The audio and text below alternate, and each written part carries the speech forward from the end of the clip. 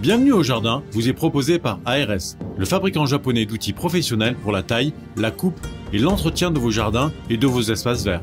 Vous avez besoin d'un avis, d'un conseil? Consultez-nous sur notre site www.ars-france.fr.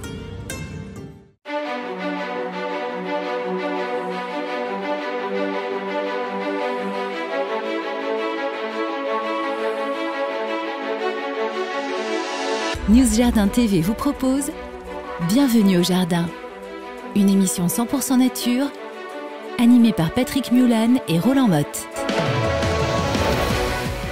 Bonjour à tous et très bienvenue sur News Jardin TV pour ce 10e numéro de notre grande émission Bienvenue au Jardin. Je suis tout seul dans le studio parisien parce que notre ami Roland est à Vittel, toujours dans son confinement. Salut Roland. Oui, salut Patrick, ça va pas durer. La semaine prochaine, je vais revenir te taquiner un petit peu. J'espère que tu seras là parce qu'en fait, on a, grâce à la technique, la possibilité quand même d'être ensemble, de partager cette émission, de vous la faire vivre pendant 1 heure. Je rappelle que tous les samedis, nous mettons cette émission d'1 heure en ligne, que vous pouvez, à partir de 8 heures, de 8 à 9, la regarder comme un direct et chatter entre vous.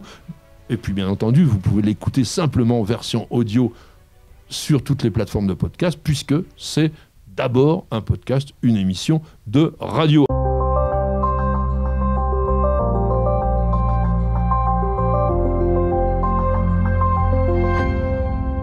Nous sommes le 22 mai, c'est le 142e jour de l'année, et puis c'était le 3e jour du mois de prairial dans le calendrier républicain, avec une plante associée qui est... Le trèfle, le petit trèfle à 4 feuilles ou à 3 feuilles. Le trèfle à 3 feuilles, généralement. On verra celui d'à 4 feuilles, et puis le trèfle qui est aussi en argot, tout simplement, la monnaie. Alors, que peux-tu nous dire sur cette plante qui doit t'intéresser tout particulièrement parce qu'elle fait partie de la famille des fabacées et c'est un excellent engrais vert. Oui, c'est un engrais vert et c'est aussi une plante mellifère. Quand on était petit, on prenait les extrémités des... tu sais, on enlevait la fleur, on retirait dessus, puis on suçait le truc quand on était gamin. On faisait ça à la campagne parce que ça a un petit goût sucré. Alors, le nectar, oui, le trèfle, c'est le nectar, oui, qu'on boulotait pour éviter que les abeilles en aient trop. Et donc, on faisait ça. Oui, tu l'as dit, famille des fabacées. Je peux dire les légumineuses, j'ai le droit? T'as encore le droit, oui, ça fait un peu désuet, ça fait vieux jardinier, mais bon... Oui, c'est le cas, hein. Et donc on l'utilise, comme tu l'as dit, comme engrais vert. Et oui, le trèfle également, engrais vert. Alors t'en plantes régulièrement ou pas? Alors non, j'en plante pas. Pourquoi? Parce que quand on met un petit peu, t'as vite fait d'être envahi. Et déjà qu'on passe au boulot, au désherbage, si en plus il faut se taper le trèfle, j'en plante pas du tout. Alors je voulais justement le piéger là-dessus, parce que vous voyez que les plantes parfois très utiles peuvent aussi avoir des inconvénients. Alors, quand vous avez des grandes parcelles à, on va dire, remettre en forme, à remettre en culture, ça vaut quand même le coup, 1 année, de faire un engrais vert de trèfle. Et puis après, on va enfouir tout ça, et puis on n'en parlera plus, on va dire, on sera relativement tranquille. Toutefois, il faut savoir quel trèfle on va utiliser. Il y a du trèfle rouge et il y a du trèfle blanc. Lequel tu préfères ? Oui.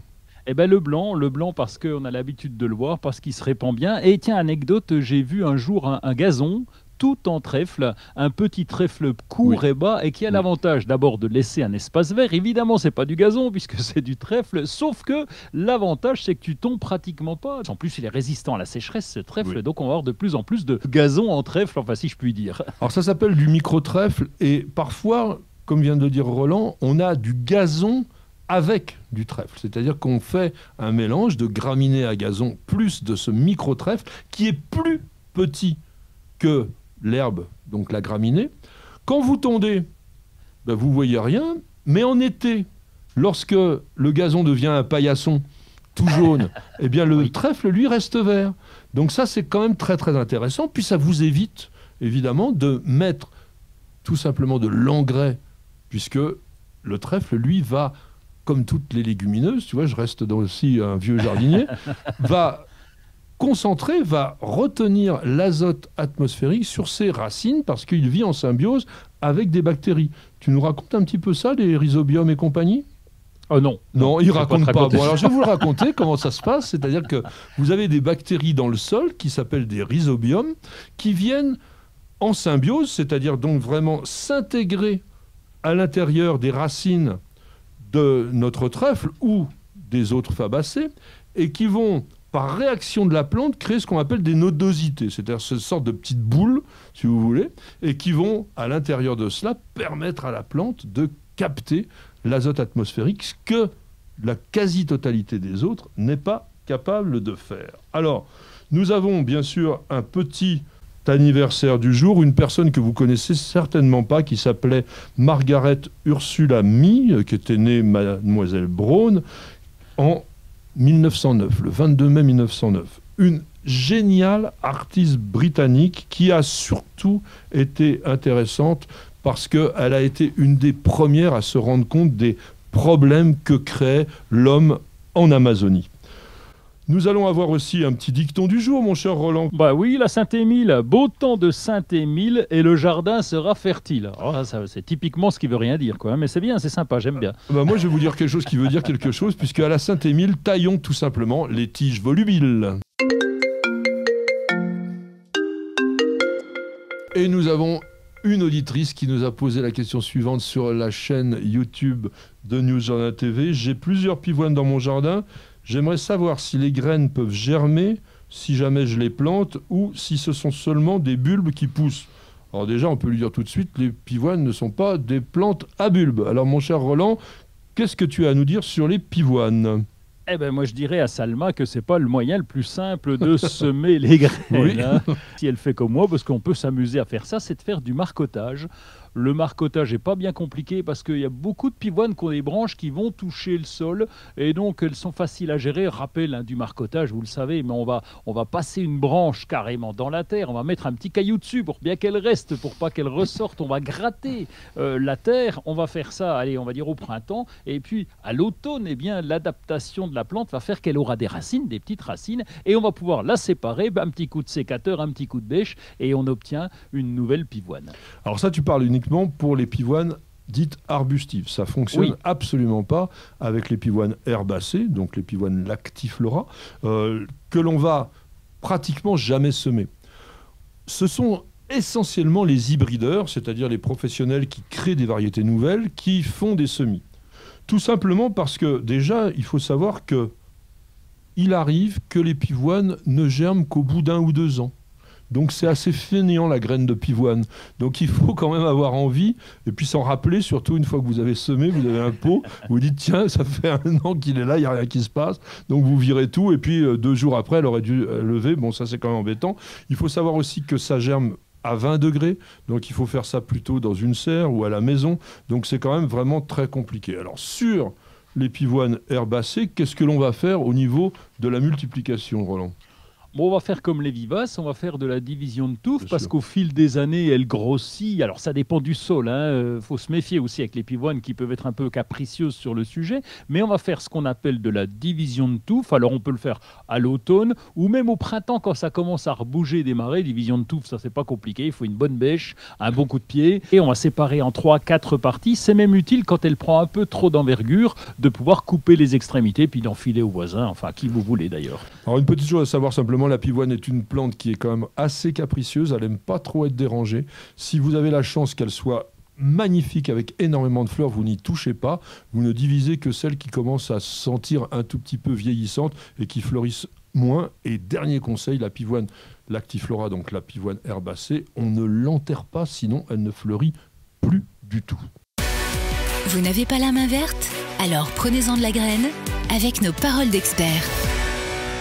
Alors mes amis, les paroles d'experts, ça va être la parole de Monsieur Roland Motte, parce que vous le connaissez maintenant, vous avez l'habitude de le voir, et vous savez que c'est un potagériste vraiment passionné. Alors nous allons parler de quoi? Eh bien tout simplement, comment bien cultiver les tomates. Roland, je te laisse l'antenne, je suis plus là, c'est toi qui prends les manettes. Comment cultives-tu les tomates? Eh bien, vous en avez pour 2 heures. Déjà, on va commencer par ça. Pourquoi? Parce que la culture de la tomate, eh bien, on a tout entendu, on a tout vu. Bon, alors, il y a des petites choses à savoir. D'abord, on peut les diviser en 2, les tomates qu'on va mettre en serre et les tomates qu'on va mettre à l'extérieur. Ah, je crois que tu voulais couper les tomates en 2. Ça sert à rien. Oui, si j'enlève les gourmands et si j'en refais des boutures. Je parle de la serre parce que on sait bien que l'ennemi principal des tomates, c'est le mildiou. Et donc ce mildiou, il arrive assez fréquemment. Donc plus tard sera le mieux, mais il arrive, il est véhiculé par l'eau, même quand il s'agit d'eau d'arrosage, de pluie, de brouillard.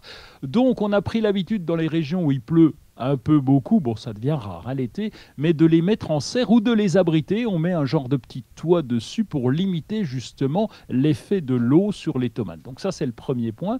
Et puis on va essayer de choisir des variétés pour l'extérieur en tout cas qui soient un peu plus résistantes au mildiou. Alors c'est là que c'est intéressant de parler de temps en temps des hybrides. Je sais que vous allez dire il est obsédé par les hybrides, moi. Mais s'il y a des plantes qui aujourd'hui sont résistantes aux maladies, ou du moins que l'on essaie de rendre le plus résistante possible aux maladies, ce sont bien les nouvelles variétés. Parce qu'il faut savoir que le critère de sélection numéro 1 aujourd'hui, notamment dans les légumes, c'est la résistance aux maladies. Donc vous êtes quasiment assuré que les variétés modernes sont moins sensibles que les anciennes, n'en déplaise à tous les jardiniers un petit peu comme ça, sectaires sur le vieux truc. Bon, j'ai une question quand même, Roland, qui me turlupine. Profondeur de plantation de la tomate. Est-ce qu'il faut les planter profond ou est-ce qu'il faut les planter superficiellement? Alors moi j'ai l'habitude de les enterrer un peu profond. J'incline même, si tu veux, la tige quand elles sont toutes jeunes. Tu les plantes quand elles sont jeunes et j'incline même la tige pour recouvrir un petit peu de terreau. Pourquoi? Parce que d'abord, tu sais, quand on parle de plantation, on a tendance à dire qu'il faut faire une cuvette pour qu'il y ait de l'eau, machin, etc. Et moi dans ma lutte perpétuelle contre le mildiou, eh bien j'essaye de faire carrément une butte. Pourquoi? Tout simplement parce que quand l'eau va tomber, si j'ai fait une cuvette et si je viens d'arroser, si c'est à l'extérieur et s'il pleut derrière, ça va encore gicler et je risque d'avoir des gouttes d'eau. Et c'est pas grand-chose, mais c'est suffisant pour encore développer le mildiou. Donc je fais une butte carrément en enterrant beaucoup plus. Autre avantage, c'est que la tige qui est enterrée va développer un nouveau système, enfin de nouvelles racines, et donc ça va renforcer mon plant. Carrément, je bute et puis je rajoute encore du paillage par-dessus, et donc le fait de faire une butte, les gouttes d'eau partent vers l'extérieur plutôt que vers le pied. Alors j'ai une petite question encore de jardinier moderne. Le greffage, les tomates greffées, qu'est-ce que tu penses de cela? Ben, c'est une bonne idée, souvent c'est greffé sur aubergine. Tu parlais des hybrides, on peut parler des greffes et on peut parler des vieilles variétés. Moi j'utilise les trois parce qu'il faut tester, puis parce que j'ai l'esprit ouvert. Hein. J'ai pas ce débat sur les hybrides, pas hybrides, etc. J'arrive pas à me faire à l'idée qu'on puisse s'engueuler là-dessus, mais bon, pourquoi pas. Il y a des hybrides qui sont très bien, comme tu l'as dit, résistantes aux maladies. Il y a des vieilles variétés, on peut pas s'en passer. Alors, on dit vieille variété, on pourrait dire variété stabilisée. Comme la Green Zebra, par exemple, est une variété stabilisée, mais elle n'est pas si vieille que ça. Elle date des années 1990, 80-90 par là. Donc, c'est pas ce qu'on appelle une vieille variété. Nous sommes tous les deux bien plus vieux que la Green Zebra. Je parlais des greffes, et donc la greffe, c'est comme sur le fruitier, et elles sont un peu plus chères à l'achat, mais on a une résistance et une production qui est plus importante. Oui, ça, tu as pu le remarquer. Oui, clairement, parce que on a essayé, on met tous les trois, hein, donc on voit bien les productions et donc la greffe. Bon, le seul petit inconvénient, c'est le prix, évidemment, ça demande du travail aux pépiniéristes, à l'horticulteur, et donc ça coûte à peine plus cher. Puis alors la dernière question qui doit aussi, je parle de turlupiner, mais là c'est plus moi, c'est vraiment nos auditeurs, c'est la taille. Est-ce que tu tailles? Comment tu tailles? Le dernier conseil. Les deux, mon général. Alors, oui, certaines, on les taille. Alors, celles qui sont en serre, on les taille. Donc, le but, c'est d'enlever les gourmands, cette petite tige qui se trouve à l'aisselle de la feuille et de la tige, qui va prendre de la sève et qui va limiter la fructification. Donc, on les taille.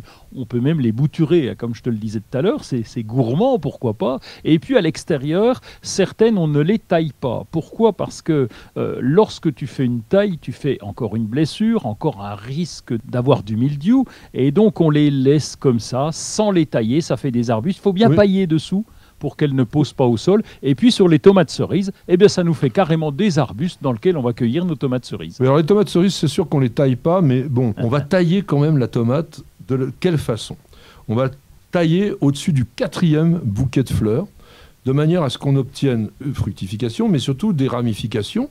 Et on va généralement palisser. Toi, tu ne les palisses pas non plus?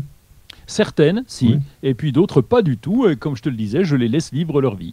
Il leur laisse vivre leur vie et il a bien raison. En tous les cas, n'hésitez pas à nous écrire sur les tomates. Montrez-nous aussi comment elles sont chez vous. Il y a possibilité, vous écrivez sur le site www.newsjardintv.com.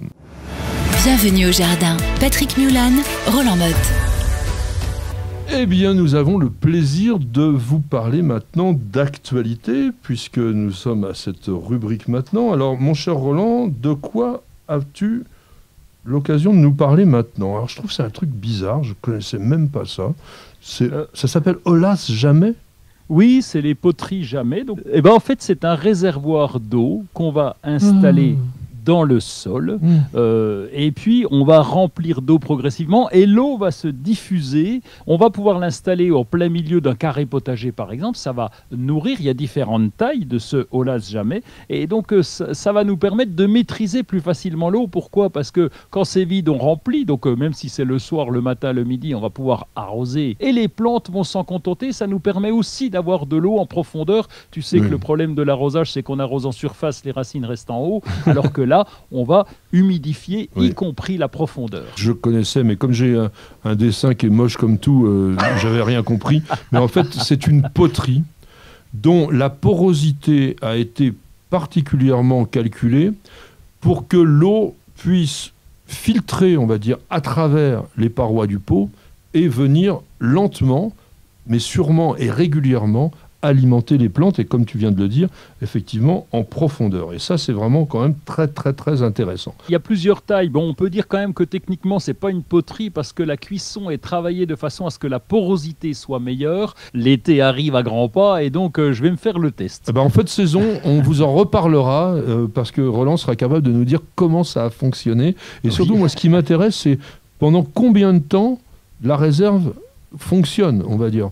Bon, ça dépend effectivement peut-être de volume de cet Olas Jamais, mais il est intéressant. Si ça dure que 2 heures, ça n'a aucun intérêt. Mais si ça dure plusieurs jours, peut-être que c'est la solution pour que vous puissiez prendre de temps en temps un week-end un peu tranquille si vous avez un potager notamment. Alors moi, je voudrais vous proposer quelque chose que Roland va complètement détester, mais peu importe. C'est des nouveaux insecticides potagers qui sortent chez AlgoFlash et qui sont à base de spinosade. Je vous rappelle que la loi Labbé nous interdit l'utilisation de produits d'origine chimique de synthèse. En revanche, ce que l'on appelle le biocontrôle aujourd'hui accepte que l'on utilise des substances d'origine naturelle et le spinosade en est une. Alors, qu'est-ce que ce spinosade? C'est tout simplement une toxine qui est sécrétée par des bactéries qui existent naturellement dans le sol et qui s'appellent Saccharopilospora spinosa, bonjour, mais peu importe, qui donc font ce spinosade. Et ce spinosade est vraiment très efficace sur les insectes, à la fois par contact, par ingestion. C'est-à-dire que vous pulvérisez et l'insecte meurt très rapidement.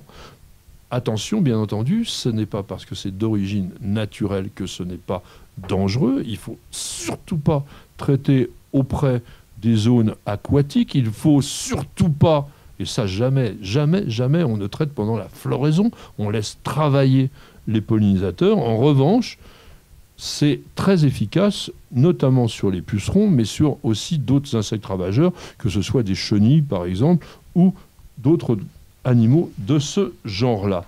Alors, un petit coup de cœur, mon cher Roland, si tu as... Oui, j'ai un petit coup de cœur pour une entreprise qui vient de se développer, qui s'appelle Biosinov. Alors évidemment, tu sais qu'avec le réchauffement climatique, on a plein de bestioles qui arrivent, des rats, des souris, des mulots, donc pas forcément dans le jardin d'ailleurs, dans les maisons, il y a même les punaises de lit. Et là, c'est une entreprise, c'est un monsieur qui s'appelle Christophe Juif, que j'aime bien parce que c'est un copain. Que je connais bien, oui. Et donc, il a monté toute une gamme d'anti-nuisibles, donc à base de matières actives naturelles qui vont pas polluer, parce qu'avant on avait il y a peut-être le spinosade alors. Il y a peut-être le spinosade qui était utilisé en antifourmis auparavant d'ailleurs, et donc il y a peut-être cette matière active là, mais il y a surtout des ultrasons, enfin il y a pas mal de choses, et donc ils vendent ça aux entreprises 3D, tu sais, dératisation, désinfection, désinsectisation. Voilà, quand on est envahi, eh bien cette entreprise a trouvé un biais naturel pour essayer de limiter la présence de ces parasites. Et juste un petit clin d'œil au niveau des manifestations, ça sera aussi mon coup de cœur, le 28 et le 30 mai, enfin du 28 au 30 mai, il y a la fête des plantes de printemps de Saint-Jean-de-Beauregard et le même week-end, le 29 et le 30 mai, le Festival des Roses à Chédigny. Alors ça, c'est un endroit magnifique, un super village qui est couvert de roses, c'est en Touraine. N'hésitez pas à y aller parce qu'il faut avoir vu ça une fois dans sa vie. Et maintenant, je vous laisse pendant quelques instants avec nos annonceurs. Ils vont vous faire quelques messages, vous allez voir, c'est sympa. Ça va chauffer avec le Green Power d'Ozlock. Des herbeurs électriques sans flamme et 100% naturels. Ozlock, conçu par des jardiniers pour des jardiniers.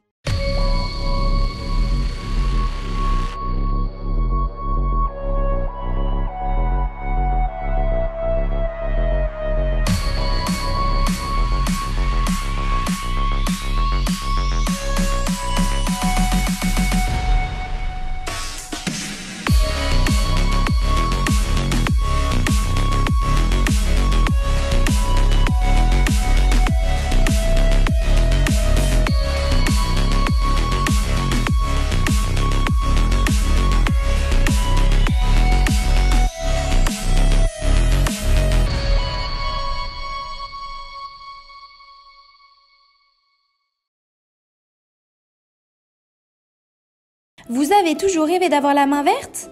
Avec EasyBio, c'est gagné. EasyBio vous conseille et vous accompagne en vidéo directement dans votre jardin. Découvrez une gamme complète de fertilisants pour vos plantes d'intérieur et d'extérieur, votre gazon et votre potager. Après application des produits, vos végétaux sont mis dans des conditions idéales de développement. Plus de floraison, plus de récoltes et un beau gazon. Tous nos produits sont fabriqués en France, en Bretagne. Ils sont élaborés à base de matières naturelles et conditionnés dans des emballages éco-responsables. Derrière EasyBio se cache une belle équipe de jardiniers experts et amateurs qui prônent la réussite au jardin et qui a à cœur de vous donner la main verte. Alors, n'attendez plus pour tester les produits EasyBio. Profitez de votre programme sans effort avec l'autoril d'Ozlock. Tuyau d'arrosage qui se réenroule automatiquement. Ozlock, conçu par des jardiniers pour des jardiniers. Et voici donc un courrier qui vient du North Yorkshire, c'est-à-dire donc de quelqu'un qui s'appelle Prune et qui nous écoute de l'étranger. Et franchement, nous, on est ravis aussi qu'on sorte de nos frontières. Prune nous dit: nous avons acheté un kiwi avec l'étiquette auto-fertile. Il fleurit bien tous les ans, mais il ne porte jamais de fruits. La plante est dans un grand pot et nourrit régulièrement. Avez-vous des astuces ? Alors, je veux dire, mon cher Roland, pour que cette plante nous donne des fruits, est-ce que tu cultives des kiwis et en pot ? Oui, non pas en pot. Je viens de planter des kiwis, donc ils sont un peu plus résistants. Et donc c'est pour ça que j'ai choisi ce kiwi dont le fruit est plus petit. Alors évidemment, on a l'habitude de dire que le kiwi, il y a le mâle et la femelle. Ils sont dioïques, on met un mâle pour 4 femelles. Et puis on a vu les autofertiles arriver. Et puis juste, il y a un truc dans la question de Prune, c'est j'ai mis un kiwi. Oui. Alors c'est là, non, mais elle a dit autofertile. Alors si l'autofertile, normalement un seul, ça devrait suffire. Non, ça suffit pas. Ça suffit pas. Et l'autofertile il pollinise un petit peu moins que les autres. Il a moins de facilité à polliniser. Et donc c'est bien même d'en mettre plusieurs parce que la pollinisation croisée se fait plus facilement. Donc en fait, ce que vient de vous dire Roland, c'est qu'un autofertile kiwi, c'est pipeau. Et c'est un peu vrai parce que le kiwi, même lorsqu'il est soi-disant dioïque, peut porter des fleurs monoïques. Ça veut dire quoi ? Ça veut dire que sur le même plant de kiwi, vous pouvez avoir des fleurs mâles et des fleurs femelles. Sauf que, la plupart du temps, il y a une partie de ces fleurs, une grande partie, qui est stérile. Donc, il y a effectivement des variétés comme Solo, par exemple, qui sont des variétés réputées autofertiles et qui peuvent donner. Moi, il y a une chose quand même qui m'interpelle par rapport à ça, c'est le pot. Parce que quand on voit ce qu'est un kiwi, c'est-à-dire une grande liane qui peut faire 6-8 mètres de long. Ouais, facile. Facile. Moi, j'ai eu des amis qui avaient 2 plants de kiwi mâle-femelle, ils récoltaient 30 à 40 kilos par an. Ça vous donne un peu l'idée de ce que peut être une plante qui, d'ailleurs, à l'époque, couvrait complètement une pergola sous laquelle on mettait la voiture. Donc, c'était déjà vraiment une grande plante. Dans un pot, la plante, elle va avoir des difficultés à s'épancher. Ah ben oui, ou alors à moins de la traiter en bonsaï et de la tailler régulièrement, mais c'est pas l'objectif. Si prune veut avoir des fruits, il est évident que c'est la pleine terre qui va lui convenir. Alors donc, quand vous avez des kiwis, parce que même le kiwi le plus connu, le clone qui fait des gros fruits qui s'appelle Hayward, il porte aussi des fleurs bisexuées, donc des fleurs qui ont à la fois des étamines et pistils. Sauf que, encore une fois, il y a un problème puisque les mâles sont stériles, donc il n'y a pas de fécondation. Alors, il y a aussi un autre problème. Les kiwis sont fécondés par des insectes. Mais ils fleurissent à une période où il y a des fleurs souvent beaucoup plus attractives. Et c'est vrai que j'ai pu voir des magnifiques kiwis tout en fleurs qui n'avaient pratiquement pas d'insectes dessus. Parce que c'est pas une fleur très sexy pour l'insecte pollinisateur. Donc, quand il peut, il va voir ailleurs. Alors, que font les producteurs de kiwis habituellement? Ils vont tout simplement, eux, mettre des petites ruches dans les plantations elles-mêmes. Donc peut-être qu'il faut que Prune mette une petite ruche à côté de ses kiwis. D'ailleurs, tu as planté loin de tes ruches, le kiwi? Non, alors on a une ruche dans le jardin. Le jardin est relativement petit. On sait que l'abeille peut faire au maximum 4 km. Mais 4 km, tu es en bout de piste. Tu as un grand jardin alors? Ah oui, là, il faut vraiment avoir un grand jardin, mais non. En tout cas, l'important est d'avoir des ruches à proximité, parce que comme tu l'as dit, les abeilles vont moins dessus, et s'il y a d'autant moins d'abeilles, ça pose problème. Donc l'idée, de plus en plus, c'est d'avoir une ruche dans son jardin. Ou d'avoir des kiwis mâles et des kiwis femelles. Vous cherchez la petite bête? Toutes les réponses dans le dossier de Bienvenue au Jardin. Alors ce dossier aujourd'hui va vraiment être consacré à une des tâches, on va dire rebutantes, mais récurrentes du jardin et du jardinier, à savoir le désherbage.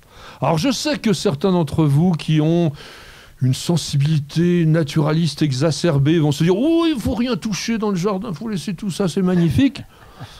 On va essayer de vous expliquer, alors peut-être moi plus que Roland, parce que je pense qu'il aime bien de temps en temps aussi jouer les écolos, même si son jardin, vous verrez, il n'est pas aussi écolo que ça, même s'il est naturel. Non, parce qu'un jardin, c'est quoi? C'est une sélection de plantes. Voilà. Je vais pousser encore un coup de gueule comme d'habitude, mais peu importe, je continue. Un jardin n'est pas un espace naturel dans la mesure où on a décidé de cultiver ici telle plante et là telle autre. La nature, elle fait ce qu'elle veut, et si vous voulez un espace naturel, il faudrait laisser une friche, quoi. Voilà. Bon. Alors, le désherbage, lui, justement, fait partie de cette sélection volontaire du jardinier qui décide, je sais que certains, ça leur fait hérisser les cheveux sur la tête, décide que ça, c'est pas bon et que ça, c'est bon. Mais oui, mais un jardin, ça produit et on doit sélectionner les plantes. Donc maintenant que j'ai fait mon petit diatribe, je laisse la parole à Roland parce que je voudrais avoir son avis sur cette position un peu dure que je peux avoir de temps en temps. Non, c'est pas dur. Alors tu l'exprimes de façon dure, mais c'est pas dur parce qu'à partir du moment où on a un jardin, si on plante des rosiers par exemple, parce qu'on aime les rosiers, on va pas nous le reprocher, et qu'il y a des liserons dedans, ça va coincer à un moment forcément. Donc tu l'as répété. Donc on va pas se disputer là-dessus parce qu'il n'y a pas de quoi se disputer. C'est simplement qu'on a des espaces que nous avons voulu. C'est le cas du gazon par exemple. Le fait de tondre le gazon, on pourrait le laisser pousser aussi. Ça, on va avoir une friche, une prairie. C'est possible à certains endroits, ce n'est pas possible à d'autres. Et moi qui suis un adepte du potager, ça m'embête d'avoir des herbes indésirables qui prennent toute la place, toute la lumière et toute l'eau, alors que mes salades ont du mal à pousser. Donc le désherbage, c'est un mal nécessaire. Alors on n'est pas obligé de le faire systématiquement et de façon très stricte pour avoir 0 poil qui dépasse. Non, on peut aussi supporter les choses. Mais lorsqu'on a une culture, si on aime cette culture, on a envie qu'elle vive et donc on est bien obligé de désherber. Alors ce que je voulais dire aussi, une précision assez importante, on l'avait évoqué dans une précédente émission en parlant de végétaux spontanés qui sont, on va dire, des relais ou des endroits dans lesquels les ravageurs, tous les ennemis de nos cultures peuvent avoir à la fois le gîte et le couvert. Donc, beaucoup d'espèces sauvages sont utilisées, notamment, on sait que le pissenlit, par exemple, est un réservoir à pucerons. Il y a beaucoup de plantes comme ça qu'il faut éliminer de notre jardin, de façon aussi à protéger nos cultures. Donc, je pense qu'en permanence, il faut penser à ça. Donc, Roland a bien parlé aussi du fait qu'il y a un prélèvement d'eau, une concurrence, on va dire, mais il y a aussi une concurrence au niveau nutritif. Si vous laissez la végétation sauvage, qui, elle, de toute façon, est généralement beaucoup plus vigoureuse que la végétation cultivée, prendre le pas, vous allez appauvrir votre sol par rapport à la culture potagère. Alors, comment tu pratiques, toi, au niveau de désherbage, justement, puisque tu fais, je rappelle à nos amis qui n'ont peut-être pas suivi les autres émissions, Roland fait un jardin au naturel, donc sans introduction d'aucun produit qui soit naturel ou chimique dans son jardin à Vittel, et c'est très très beau et c'est très réussi. Alors, comment tu fais pour te débarrasser de tout ce monde-là ? Ben, ça demande un travail régulier. D'abord, je ne m'en débarrasse pas partout. Il y a des endroits qui sont un peu en friche, qui sont un peu en vrac. La première chose et le plus important, je crois qu'on en a parlé, c'est d'être le plus régulier possible. C'est d'aller dans son jardin, on ne va pas dire tous les jours, mais pas loin, de façon à limiter les herbes indésirables, parce qu'on les laisse pousser une fois, après ça prend de l'ampleur. Si on a de l'oxalis par exemple et qu'on n'intervient qu'en fin de saison, là on est grillé, forcément, ça se développe rapidement. Roland, on va préciser quand même, parce que quand on parle de plantes, il faut quand même que tout le monde essaye de comprendre de quoi on parle. L'oxalis, ça ressemble un peu à un trèfle, ça a des toutes petites feuilles, on va dire, oui, bronze, c'est pas vraiment vert, et puis ça fait des petites fleurs jaunes, mais ça fait des bulbilles, et il y en a partout. Oui, alors attention, c'est très joli. Hein. Esthétiquement, on pourrait le garder, mais à condition de n'avoir que ça. Mais si on a une culture à côté, eh bien oui, ça craint un petit peu parce que ça se développe très vite. Donc la régularité, je pense que c'est le premier point. Ensuite, ça dépend de l'espace que nous avons. Si nous sommes en potager avec la terre apparente, eh bien là, le sarclage est important. Sarclage, ça permet de casser la croûte, d'enlever les herbes indésirables et en plus de remuer la surface du sol pour limiter l'évaporation de l'eau. Donc ça a double effet. Donc ce sarclage régulier est important. Le désherbage manuel. Tu te mets tranquille. Là, tu es stressé parce que tu viens de faire une émission avec Patrick. Tu te mets tranquillement dans le jardin avec des genouillères pour pas t'abîmer tes petits genoux, des gants par moment, et puis tu vas te prélasser en désherbant. Ça, c'est bien, et c'est extrêmement intéressant pour reconnaître les petites herbes.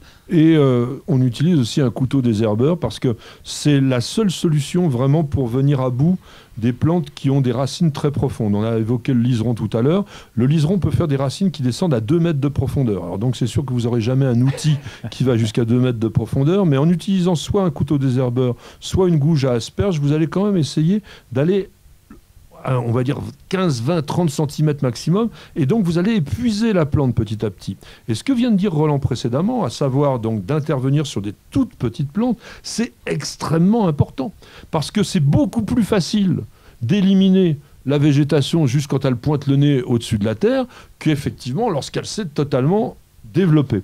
Alors, 2 mots sur le paillage, je trouve que c'est totalement inefficace, notamment sur les plantes les plus costauds. On parle du liseron, mais les chardons, tout ça, ça se fiche totalement du paillage. Ça vous traverse ça comme c'est pas permis. Et après, on a un mal de chien à désherber. Mais tu l'utilises quand même à ce niveau-là ?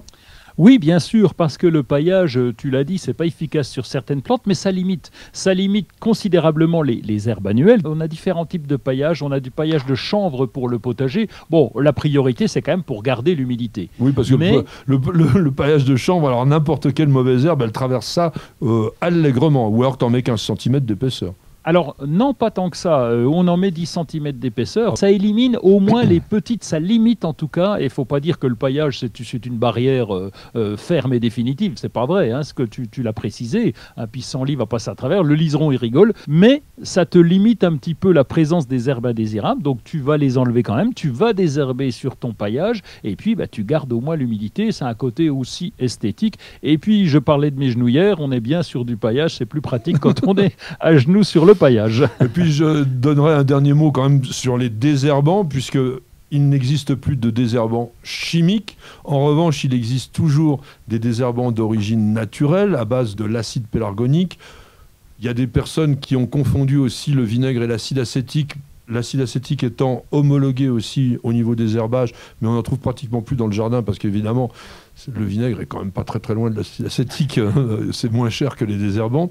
Mais les désherbants à base d'acide pélargonique ne s'utilisent vraiment que dans les zones non cultivées parce que c'est pas du tout sélectif et c'est pas d'une efficacité géniale non plus sur les herbes à très très grandes racines parce que ça brûle la végétation en surface et il faut l'appliquer plusieurs fois.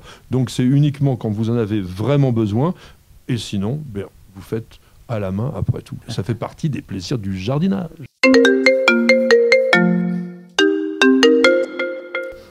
Alors nous avons un personnage curieux qui s'appelle TJS4 qui nous a posé la question suivante sur le site neusjardintv.com. Peut-on faire une bouture avec tous les arbres et par exemple le cèdre? Alors ça, c'est vraiment la question à 1 000 € minimum. 1 000 €, je prends. Alors, non, on ne peut pas tout bouturer, c'est plus compliqué. On peut le faire sur des arbustes, par exemple, les arbustes à feuillage caduc, c'est assez facile. Ça va très bien sur les petits fruits, par exemple, ça peut bien fonctionner.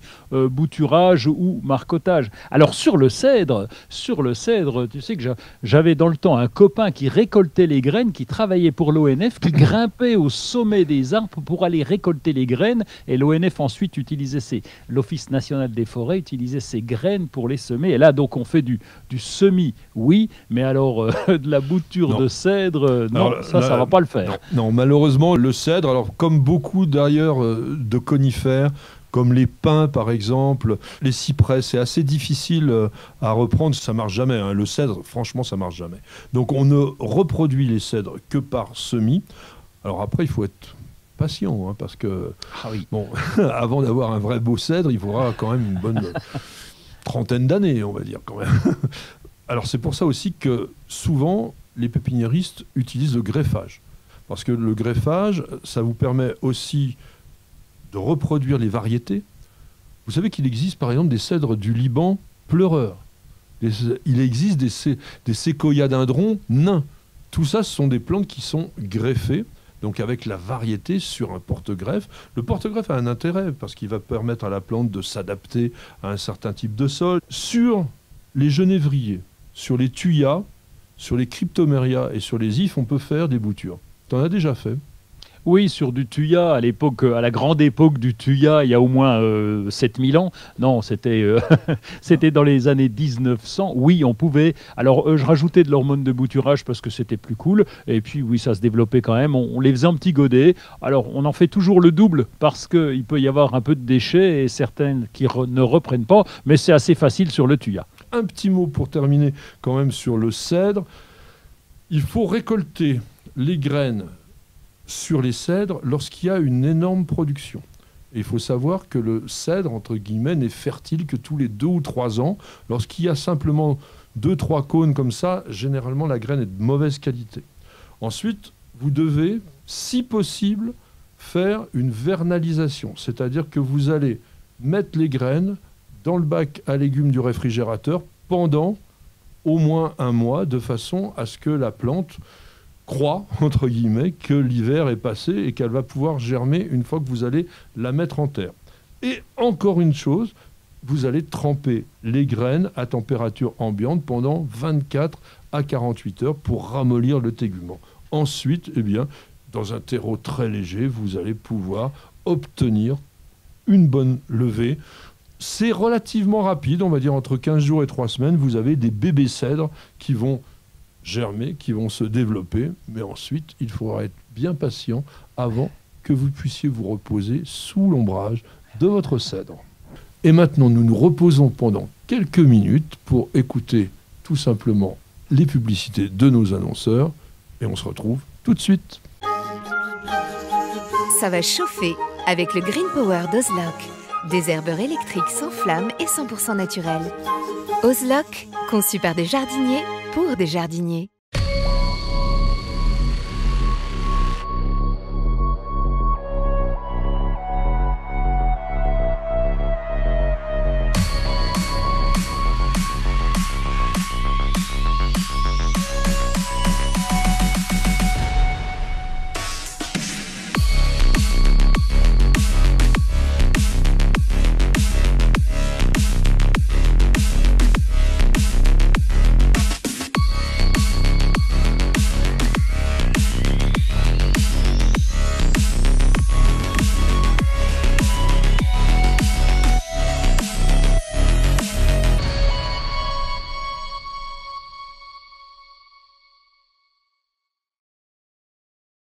avez toujours rêvé d'avoir la main verte?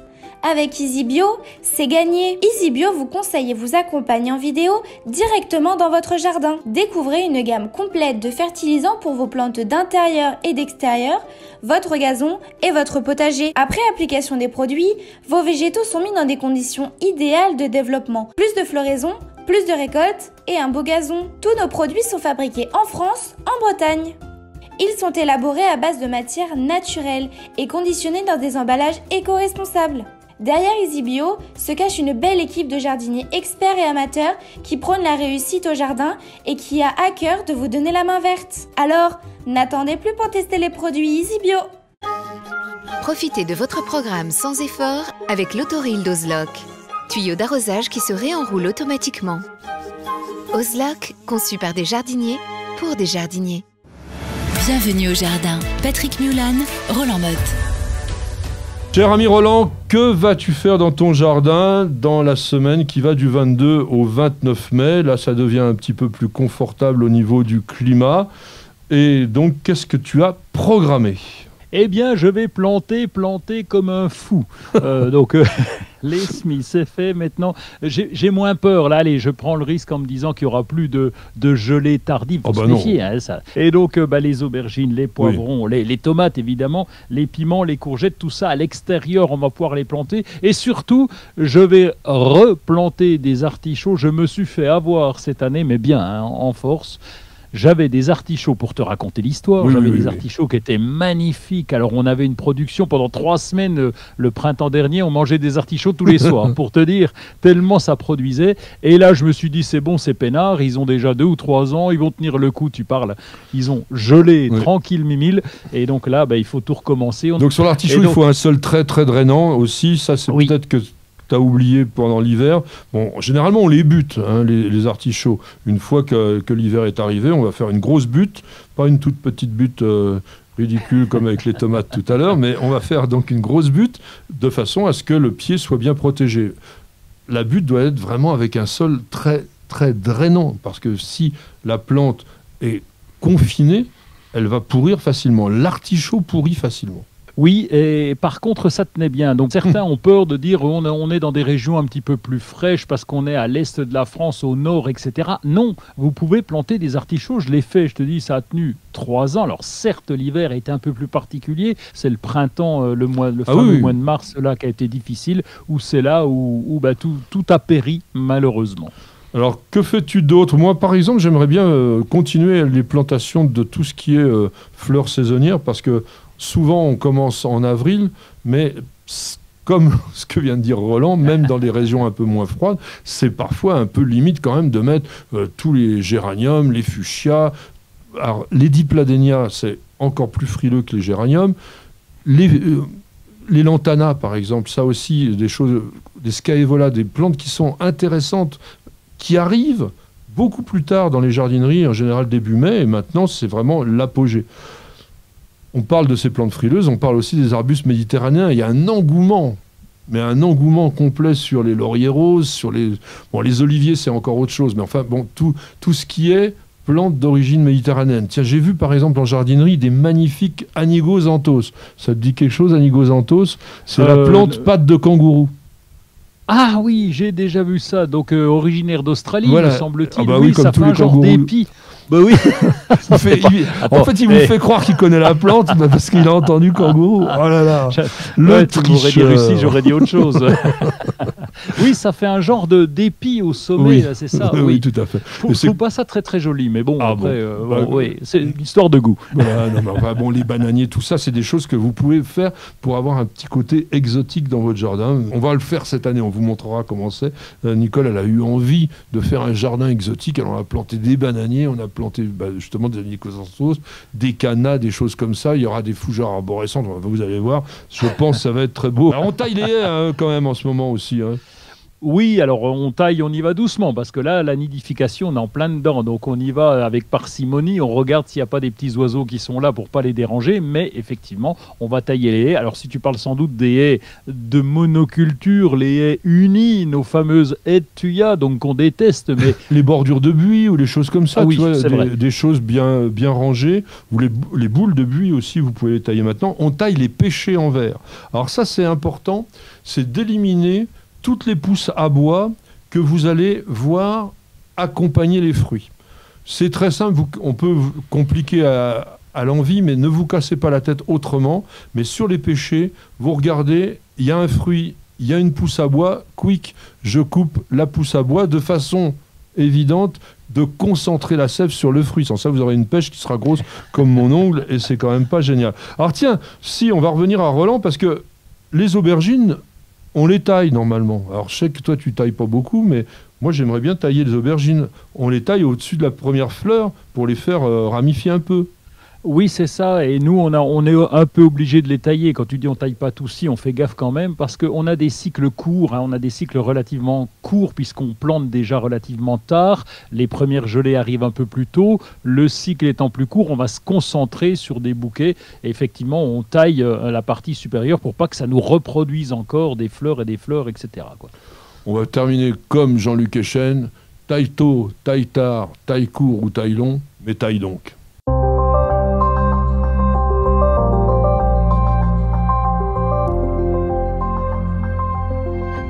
On va surfer avec Roland et on va lire avec moi. Roland, un surf dans le web, tout simplement, sur le site incontournable de la Société nationale d'horticulture de France, qui nous prépare un colloque scientifique, c'est ça ? Oui, c'est ça. Il y aura 5 webinaires. Je vous en parle maintenant parce que le premier commence bientôt. Alors, il y a des spécialistes qui vont venir parler de l'impact du changement climatique sur les plantes et ça c'est vraiment intéressant parce que on en a déjà parlé ensemble. Quel impact il va y avoir? Est-ce que certaines plantes vont pas migrer vers le nord? C'est le cas de l'olivier. Ces conférences, ces colloques sur le web auront lieu le 25 mai, le 1er juin, le 8 juin, le 15 juin, le 22 juin. Donc il y en a 5. C'est gratuit évidemment. Faut s'inscrire avant et là vous pourrez apprendre plein de choses avec des professeurs émérites, des professeurs d'histoire. Il y a plein de gens qui sont passionnés sur ce sujet qui nous préoccupe beaucoup. Et c'est toujours très très bien et de très haut niveau, parce que la Société nationale d'horticulture, c'est évidemment de base une société savante, mais qui est ouverte vraiment à tout le monde. Alors, tiens, d'ailleurs, au lieu de dire webinar, pourquoi est-ce qu'on ne dit pas webinaire, comme un séminaire? Ça serait quand même déjà un tout petit peu mieux, mais bon, peu importe. Alors, j'ai des livres à vous présenter. Un livre que tu vas sans doute adorer, mon cher Roland, Écologie, mieux comprendre pour tout changer.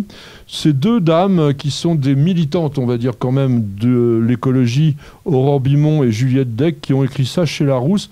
C'est comme un roman, ça se lit, mais c'est très intéressant parce que c'est 20 questions auxquelles elles répondent. Parce que, par exemple, comment consommer bio de qualité et pas trop cher? Peut-on vivre sans pétrole? Peut-on vivre sans plastique? Alors, il y a aussi des problèmes un tout petit peu plus politiques, puisque sans capitalisme, peut-on être bien, etc.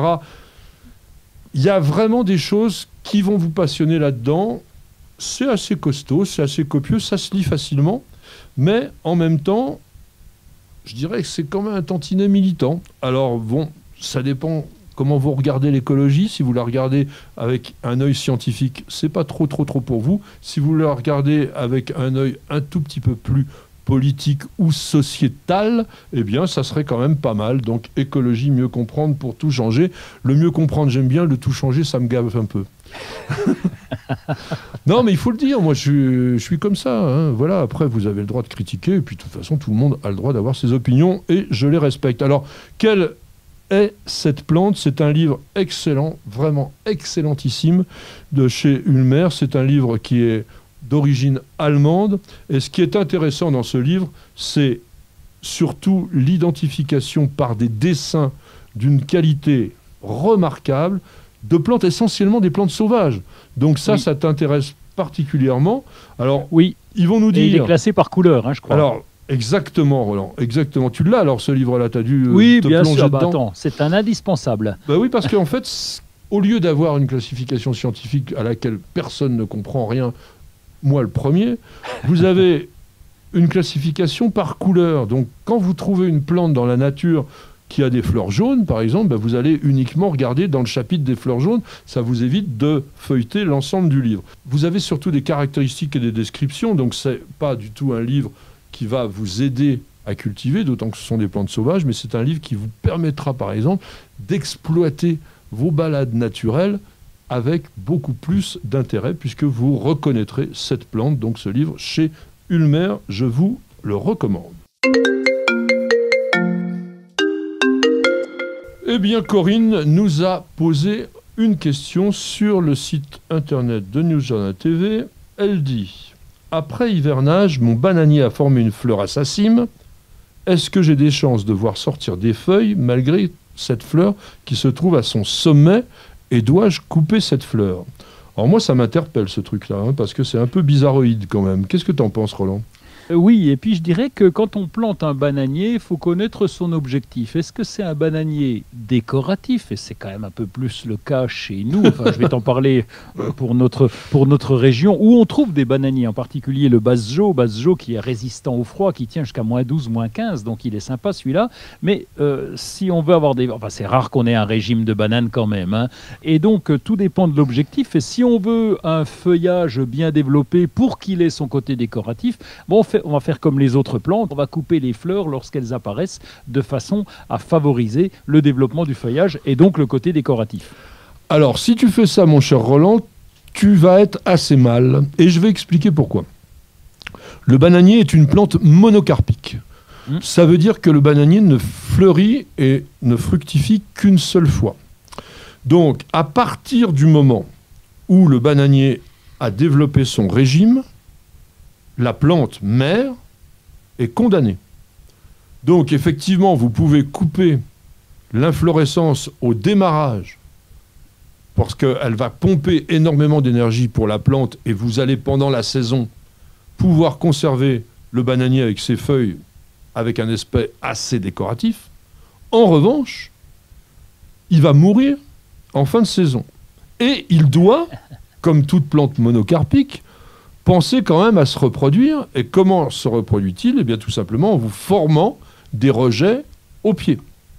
Donc, sachez une chose, c'est chaque fois qu'un bananier a produit un régime, il faut couper la plante mère au ras du sol après la saison, et puis utiliser les bébés qui se sont développés au pied comme des rejets, que vous pouvez soit garder en touffe, parce que le musabaju, donc le bananier du Japon, fait des très belles touffes. Il peut produire pas mal de rejets, et donc du coup, ça vous fait quelque chose de très ample, à condition d'avoir la place.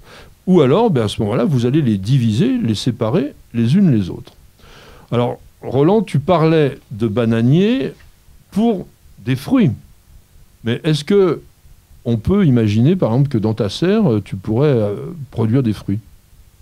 J'ai un petit doute quand même, alors pourquoi pas, hein, je l'espère. J'en connais pas dans notre région autant. J'ai vu des bananiers plantés en pleine terre, j'ai pas encore vu de régime. Alors je le souhaite, hein, ça doit bien exister sans doute. Des régimes, j'en connais en Bretagne. Oui, les régimes, en Touraine aussi, déjà. Ça, ouais, oui. Ça marche chez nous, j'ai pas vu encore, mais bon, ça doit bien exister. Donc, n'hésitez pas à écrire à Patrick si vous avez un régime de bananes lorrain, franc-comtois du Nord. Oui, j'ai hâte de voir. Vous envoyez la photo, on la mettra sur le site. Il y a un autre bananier qu'on cultive couramment dans nos régions, qui est beaucoup plus frileux, lui. Donc, il faut vraiment avoir une serre ou une véranda pour l'héberger pendant l'hiver. C'est le bananier d'Abyssinie. Il a un avantage, entre guillemets, décoratif, il est plus trapu, donc il ne vous fait pas un grand tronc avec des feuilles là-haut, il va vous faire des feuilles pratiquement dès la base, donc quelque chose comme un gros bouquet de feuilles qui généralement sont un petit peu, on va dire, pourprés. C'est vert, bronze, pourpre, voilà, et qui est vraiment très décoratif. Donc celui-là, vous le verrez aussi dans notre jardin cette année. On en a planté 2, on espère, on croise les doigts. Nicole, elle me regarde derrière la caméra, là. On me dit oui, j'espère qu'ils vont être beaux. En tous les cas, on vous en tiendra au courant. Patrick, Roland, racontez-moi une histoire de plante, de jardin ou de jardinier. Roland, mesdames, messieurs, accrochez-vous, nous allons nous régaler avec un petit côté coquin, avec le coco-fesse. Ah, le coco-fesse. Si vous avez visité les Seychelles, peut-être que vous avez vu à des prix absolument astronomiques ces gros fruits en forme effectivement à la fois, je dirais, de beau postérieur, plutôt féminin dans sa rondeur, et même si vous tournez la plante, vous allez avoir l'impression de voir aussi une femme nue un petit peu de face. Donc ce coco-fesse, qui est une plante extraordinaire, Roland, dis-nous en quelques mots, s'il te plaît. Eh bien oui, ce coco-fesse qui nous vient des Seychelles, comme tu l'as rappelé, avec le cocotier des mers. Hein, je te laisserai placer le nom latin dans la conversation. L'Odoicea maldivica, c'est pas très compliqué. Oui, c'est bien ce que je dis, ça a couché dehors. Mais et donc, quand on va dans cette vallée de mai, eh bien, on a ces arbres qui sont magnifiques. Les graines peuvent peser, donc ça ressemble à coco-fesse. Ben oui, il y a des fesses qui peuvent peser près de 20 kilos. Et puis, il y a une histoire là-dessus. On pensait que ça venait au départ des Maldives, parce que les graines voyageaient un petit peu, en fait. C'est bien ça l'histoire. Hein. Oui, tout à fait. C'est pour ça qu'on l'appelle d'ailleurs le coco de mer. C'est une plante qui a été découverte, on va dire, il y a très longtemps, au XVIIe siècle, par les navigateurs, qui l'ont découvert sur une plage des Maldives. Donc on a cru, effectivement, les scientifiques recevant les échantillons des plantes, ça vient des Maldives, on l'a appelé Maldivica, hein, c'était logique. Sauf qu'il n'est absolument endémique que des Seychelles. Et comme tous les cocotiers, il faut le dire, hein, le cocotier traditionnel fait la même chose, c'est une plante voyageuse. La noix de coco est un véritable petit bateau vivant et qui se laisse dériver au courant et qui peut traverser les océans. Aujourd'hui, on sait que pratiquement toute la ceinture tropicale de notre planète est recouverte de cocotiers. Beaucoup sont cultivés, mais plein ont tout simplement été portés par l'océan, sont arrivés sur des plages, se sont mis à germer, et vous pouvez d'ailleurs, dans des îles justement un petit peu naturel comme les Seychelles. J'espère qu'on va pouvoir revoyager rapidement.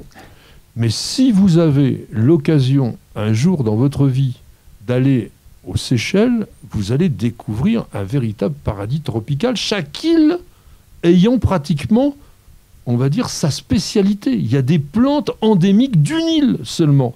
Et d'ailleurs, le coco de mer dont on parle est endémique de 2 îles. Praslin, là où il y a cette magnifique vallée de mai, où il y a pratiquement 80% de la population mondiale de coco de mer, et l'île de Curieuse, qui est une île beaucoup plus petite et beaucoup moins visitée d'ailleurs. Alors, dis-nous quelques mots quand même sur ce palmier extraordinaire, qui est quand même un arbre énorme. Oui, impressionnant. Je me souviens, j'avais pris une photo avec les palmes derrière, j'étais caché derrière, tellement c'est impressionnant.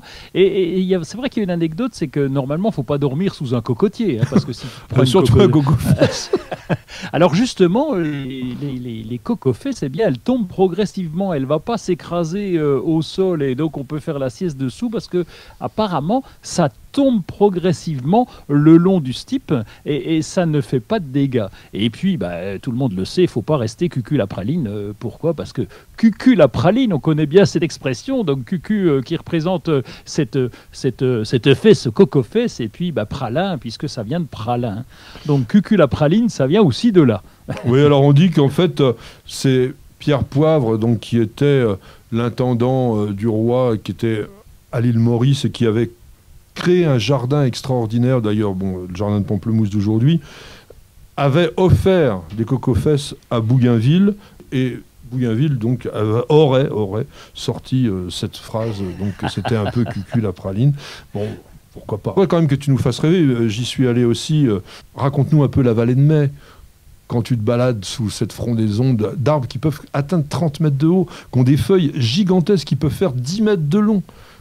Comment ça se passe ? Alors, c'est extrêmement sombre et on a l'impression d'arriver, je ne vais pas te dire dans une cave, mais pas loin. Et puis au fur et à mesure, l'œil s'habitue et on voit tout ce feuillage. Alors comme tu l'as dit, il y a des frondaisons énormes, donc on voit pratiquement pas le ciel. Et puis au pied, par contre, je ne sais pas comment ça pousse là-dessous, mais ça arrive à pousser alors qu'il n'y a quasi pas de lumière. Et c'est évidemment pour ça que les feuilles sont extrêmement grosses. Alors les chemins sont bien aménagés. Et j'avais même eu la chance de voir des petites fleurs. Alors les fleurs qui sont infimes, j'ai pris en photo des petites fleurs de cocofès qui sont infimement ridicules par rapport à la graine.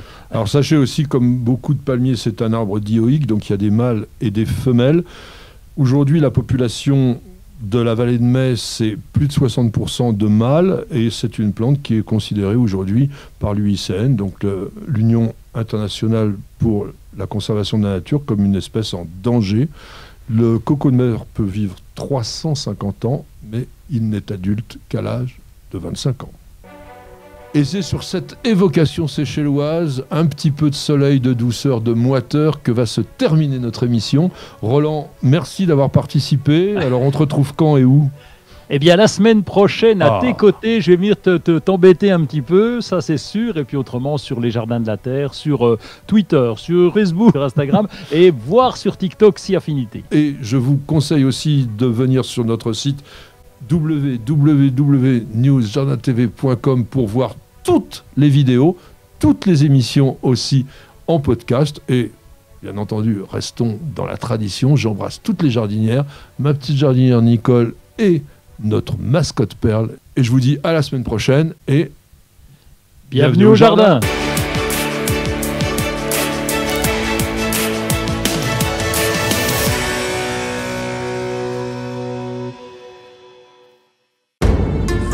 Vous avez écouté Bienvenue au jardin avec ARS, le fabricant japonais d'outils professionnels pour la taille, la coupe et l'entretien de vos jardins et de vos espaces verts. Vous avez besoin d'un avis, d'un conseil? Consultez-nous sur notre site www.ars-france.fr. Vous aimez nos vidéos, vous regardez régulièrement nos émissions Découverte Jardin et Jardiner, ça fait du bien. Alors n'oubliez pas de vous abonner, il suffit de cliquer sur la cloche et vous serez mis au courant régulièrement de toutes nos publications, et ceci est totalement gratuit. Et puis nous avons également un site internet dans lequel il y a énormément d'informations, alors www.newsjardintv.com, c'est la bonne adresse.